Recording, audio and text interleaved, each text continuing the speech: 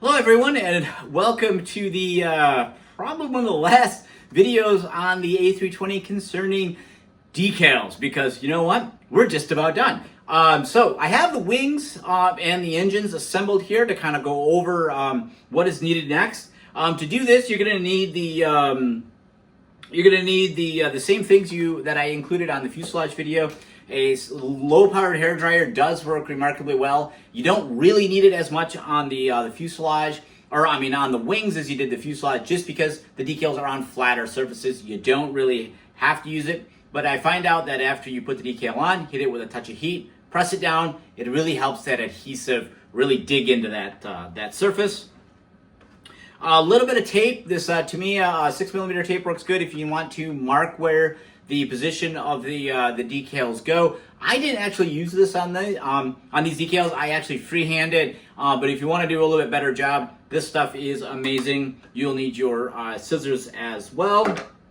And then from there, I kind of just started with one wing and then replicated it on the other. Along the way, I will tell you that there are some decals that go right on the engine here. I'll put this up.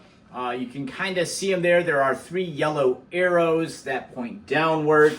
I'll have some pictures that I'm going to put of close-ups of the decals in link in the description below. But I put those all on, and then I realized that they actually go much further down than the nacelle than I had it. I thought I eyeballed it about right, but when I put the nacelles, actually connected them and bolted them to the wings, I realized I had them up too far. I had them about the 9 o'clock and 3 o'clock position. You should probably put those closer to the 5 o'clock and 7 o'clock positions on the engines there. So I know those are incorrect on mine. Unfortunately, they're already down and adhered, and I am not going to be able to move them.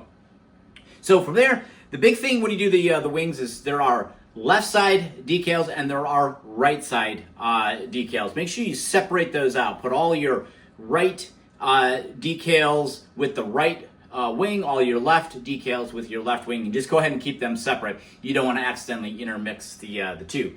And then from there, it's really pretty easy. I just started with the towards the center here, and really all you're going to be doing is adding fuel decals. That's really about all there is on here. What's interesting though is it does appear though that the decal that is closest to the fuselage actually is pointed in one direction, meaning you read it from kind of walking up from the landing gear, and all the rest of them actually read the other direction.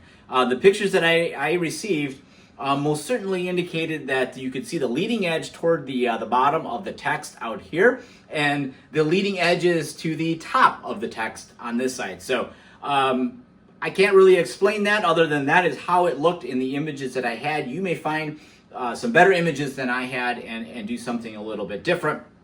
But you just basically just kind of roughly put these in. There isn't a lot of great reference points on where they go. But I started with the magnetic fuel level decal, and of course this is R1, right wing, right 1, so R1, and then I just do R2, and then come out here, and there's R5. I don't know where R3 and 4 are. There's no decal for them. There is a vent down here. There is another magnetic fuel filler here. There is some nomenclature for the type of jet fuel.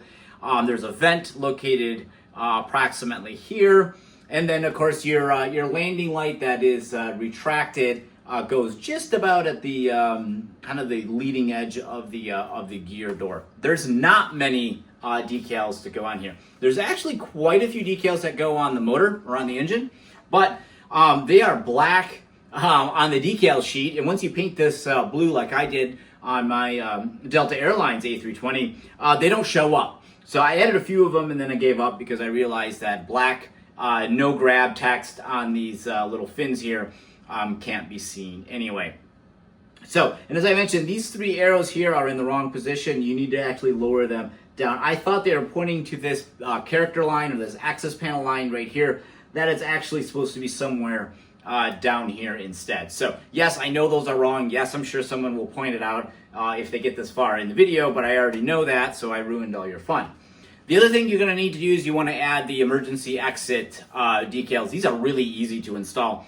The trailing edge goes right on the right on the flap hinge here, and then just goes up against the side. So super easy to put these on. Just don't forget those on the top. Otherwise, there are no other there's no other decals that you need to install on the wings. It goes relatively quick on this part of it. I did do some minor weathering. I'm still not done with that yet. There are some hydraulic leaks and grease and things that do accumulate, especially around the flap fairings and around the gear, and then of course anywhere where there's fuel or access panels that are looked at. Looking at pictures of actual A320s in the air from underneath, you can see that there's actually quite a bit of dirt buildup on there. And also I think the wings are silver on the bottom instead of white.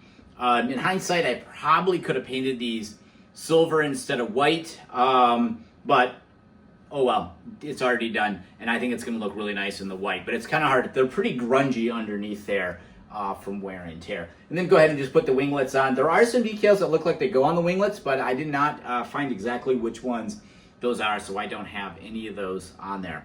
So this is going to be a much easier video than the fuselage one. The wings really take not much time at all. You can knock the wings out.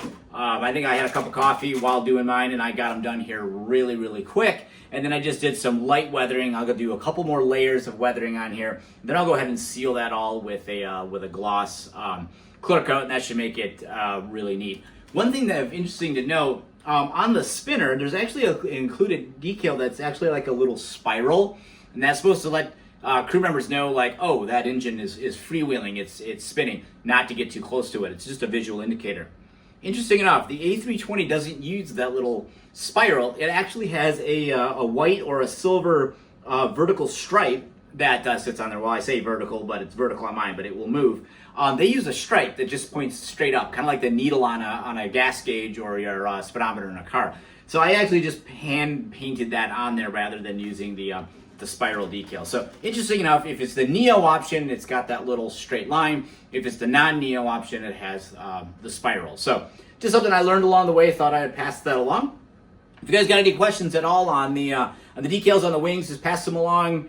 If you have any additional information that would support on the fact that the decals actually go the other direction on the bottom here rather than how I have them shown, just go ahead and leave them in the comments to help others out as well. But from what I could tell in the pictures that I had available to me, that is how these decals were put in place. This is never going to win a scale contest, that's for sure. It's supposed to just look as cool as I can get it and try to be as accurate as I can. But as I mentioned in the fuselage video, it is far more difficult to get the position for all of these decals on a civilian A320 than it is for literally any military aircraft you can imagine. There's just not the level of documentation available on these aircraft like there are on military ones. So I had to get it, do the best I could, get as creative as I could to find some solutions on it. But I think it's going to look the part when done, and I think it's going to look incredible once it's fully assembled and I got this thing in the air. So if you guys got any questions or comments, leave them below, and I'll be more than happy to respond to them. So we'll see you guys next time.